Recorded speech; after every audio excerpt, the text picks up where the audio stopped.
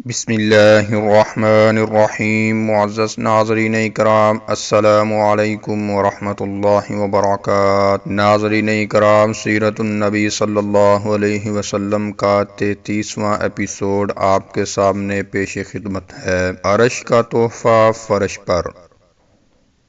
کچھ لوگ آپ صلی اللہ علیہ وسلم کے عزیز دوست حضرت ابو بکر کے گھر پہنچے کہ ان کو بھی یہ عجیب و غریب خبر سنائیں۔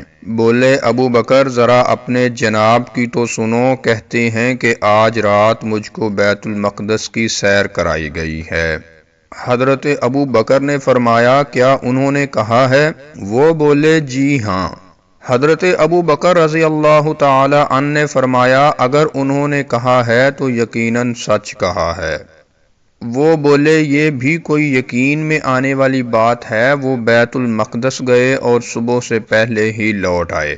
حضرت ابو بکر نے فرمایا، بے شک، یہی کیا، مجھے تو اس سے بھی زیادہ عجیب باتوں پر یقین ہے کہ وہ کہتے ہیں رات یا دن کا کوئی بھی وقت ہو، آسمان سے میرے پاس ذرا سی دیر میں خبریں آ جاتی ہیں اور مجھے اس میں کوئی شبہ نہیں۔ بتاؤ یہ کتنی عجیب بات ہے۔ ناظرین اکرام، پھر ابو بکر رضی اللہ تعالی عنہ پیارے نبی صلی اللہ علیہ وسلم کے پاس آئے۔ اس وقت آپ کعبہ میں تھے اور مشرکین آپ سے کہہ رہے تھے، محمد، اب تک تو ہمیں کچھ شبہ تھا، لیکن آج پتہ چل گیا کہ تم واقعی جھوٹے ہو، اپنی طرف سے گھڑ گھڑ کے ہر بات کہتے ہو۔ ہم لوگ تو اونٹوں پر جاتے ہیں تو 1 مہینہ پہنچنے میں لگتا ہے اور 1 مہینہ واپسی میں، اور تم کہتے ہو کہ ایک ہی رات میں گئے بھی اور واپس بھی آ گئے۔ لات و عزیٰ کی قسم ہم کبھی نہیں مان سکتے، یہ تو جھوٹ ہے، بالکل جھوٹ ہے۔ ابو بکر رضی اللہ تعالی عنہ بول اٹھے، محمد جھوٹ نہیں بولتے، یقیناً آپ سچ کہہ رہے ہیں۔ مطعم بولا، محمد ذرا بیت المقدس کا نقشہ تو بیان کرو۔ ابو بکر رضی اللہ تعالی عنہ سمجھ گئے کہ مطعم آپ صلی اللہ علیہ وسلم کو زچ کرنا چاہتا ہے، چنانچہ ان کی خواہش ہوئی کہ آپ صلی اللہ علیہ وسلم بیان کر دیں تاکہ آپ کا سچا ہونا ثابت ہو جائے۔ عرض کیا، اللہ کے رسول بیان کر دیجئے، میں بھی وہاں جا چکا ہوں۔ ناظرین اکرام، آپ صلی اللہ علیہ وسلم بے تکلف وہاں کا نقشہ بیان کرنے لگے، حالانکہ اس سے پہلے آپ وہاں کبھی نہ گئے تھے۔ وہاں جتنے نشانات اور جتنی علامتیں تھیں آپ نے سب بیان کر دیں۔ آپ بیان کر رہے تھے اور لوگ چپ چاپ حیرت کی تصویر بنے سن رہے تھے، لیکن ابھی بات ختم بھی نہ ہوئی تھی کہ ان کی ہٹ دھرمی پھر جاگ اٹھی اور وہ شک کے انداز میں سر ہلاتے ہوئے بولے، ضرور کسی نے تم کو یہ سب بتلا دیا ہے، کوئی اور روشن دلیل لاؤ۔ معزز ناظرین، اب آپ صلی اللہ علیہ وسلم راستے میں جن جن چیزوں سے گزرے تھے ان کو بیان کرنے لگے۔ فرمایا، فلاں فلاں قافلے سے میری ملاقات ہوئی، فلاں فلاں بستیوں میں سے گزرا، فلاں فلاں اونٹنیاں میں نے دیکھی، اتنے قافلے ان قریب ہی پہنچنے والے ہیں اور اتنے ابھی کچھ فاصلے پر ہیں، پھر ان قافلوں کے ساتھ یہ سامان ہے اور ان کے جانور ایسے ایسے ہیں۔ مشرکوں نے کہا، تمہاری بات پر یوں ہی کیسے یقین آ جائے گا؟ ذرا ٹھہرو، قافلوں کو آ لینے دو، ان سے بھی پوچھ لیں گے کہ وہ اس رات کہاں تھے، اور جو علامتیں تم بتا رہے ہو ذرا اپنی آنکھوں سے بھی ہم دیکھ لیں۔ پھر اسی وقت ابو بکر رضی اللہ تعالی عنہ بول اٹھے، اللہ کے رسول، آپ نے سچ فرمایا، سچ فرمایا۔ اب آپ صلی اللہ علیہ وسلم نے سر جھکا لیا اور کچھ دیر یوں ہی رہے، پھر سر مبارک اٹھایا اور ابو بکر کی طرف دیکھتے ہوئے فرمایا، ابو بکر، اللہ نے تم کو صدیق کا خطاب دیا ہے۔ پھر مجلس برخاست ہو گئی۔ لوگ ادھر ادھر پھیل گئے، اب جہاں دیکھیے یہی چرچا تھا اور جدھر دیکھیے اس کا تذکرہ تھا، اور جہاں 2 آدمی ملتے اس طرح کی ہی باتیں کرتے۔ کیا یہ واقعہ صحیح ہے؟ کیا عقل یہ باور کرتی ہے؟ کیا اتنی دیر میں اتنے دور کی سیر ممکن ہے؟ کیا خبر محمد نے جھوٹ کا پل باندھا ہو؟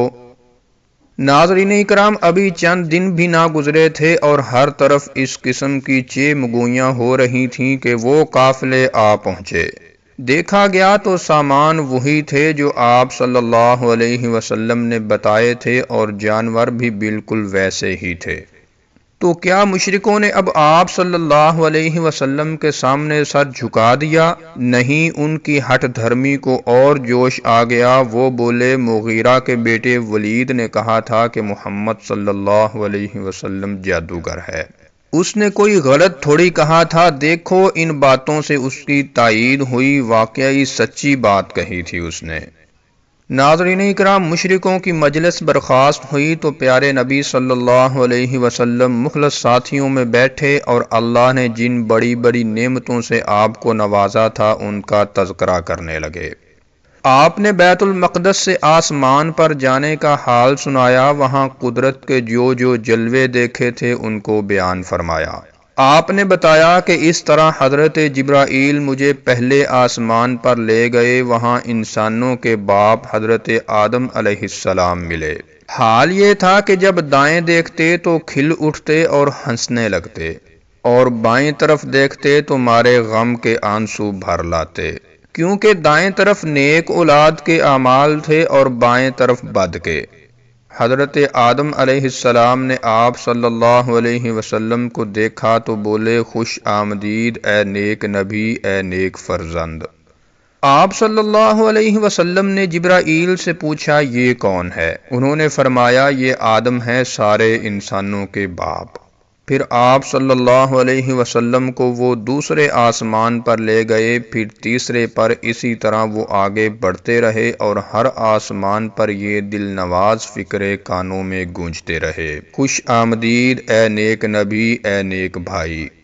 یہاں تک کہ آپ صلی اللہ علیہ وسلم 7ویں آسمان پر پہنچ گئے، وہاں حضرت ابراہیم علیہ السلام ملے۔ دیکھتے ہی وہ بولے، خوش آمدید اے نیک نبی، اے نیک فرزند۔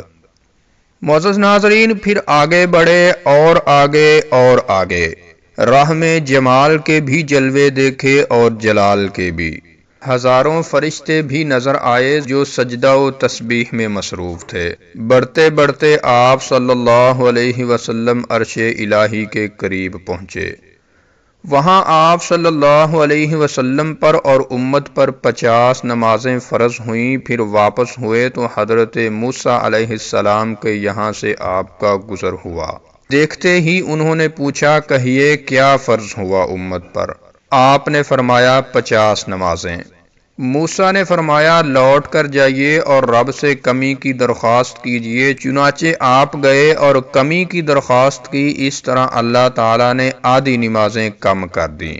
واپسی میں پھر حضرت موسیٰ علیہ السلام سے آپ صلی اللہ علیہ وسلم کی ملاقات ہوئی۔ انہوں نے سنا تو فرمایا، پھر جائیے اور کمی کی درخواست کیجیے کہ اتنی نمازیں بھی امت پر گراں ہوں گی۔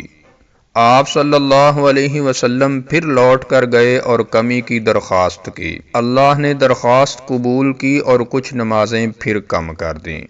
موسیٰ علیہ السلام کو معلوم ہوا تو فرمایا، ایک بار اور جائیے اور مزید کمی کی درخواست کیجیے۔ آپ صلی اللہ علیہ وسلم پھر تشریف لے گئے تو اللہ نے اس بار 5 نمازیں کر دیں اور فرمایا، یہ 5 نمازیں ہیں لیکن ثواب ان کا 50 کا ہے، میرے فیصلے بدلہ نہیں کرتے۔ ناظرین کرام، پوری رات گزر گئی اور مخلص ساتھی بیٹھے رہے۔ آپ صلی اللہ علیہ وسلم نے آسمان پر جو جو مناظر دیکھے تھے اور خدا کی قدرت کے جو جو جلوے نظر آئے تھے، پوری دلچسپی سے بیان فرما رہے تھے اور ساتھی مزے لے لے کر سن رہے تھے۔ اور آپ صلی اللہ علیہ وسلم نے جنت میں جو کچھ دیکھا تھا وہ بھی بیان فرمایا اور نیک ساتھیوں کو خوشخبری بھی سنائی کہ جنت میں یہ نعمتیں ہیں جو تمہارے انتظار میں ہیں۔ تو ناظرین کرام، یہ تھا سیرت النبی صلی اللہ علیہ وسلم کا 33واں ایپیسوڈ، اور اگر آپ سیرت النبی صلی اللہ علیہ وسلم کا 32واں ایپیسوڈ دیکھنا چاہتے ہیں تو اوپر کراس کے بٹن پر کلک کر کے دیکھ سکتے ہیں۔ السلام علیکم ورحمۃ اللہ وبرکاتہ۔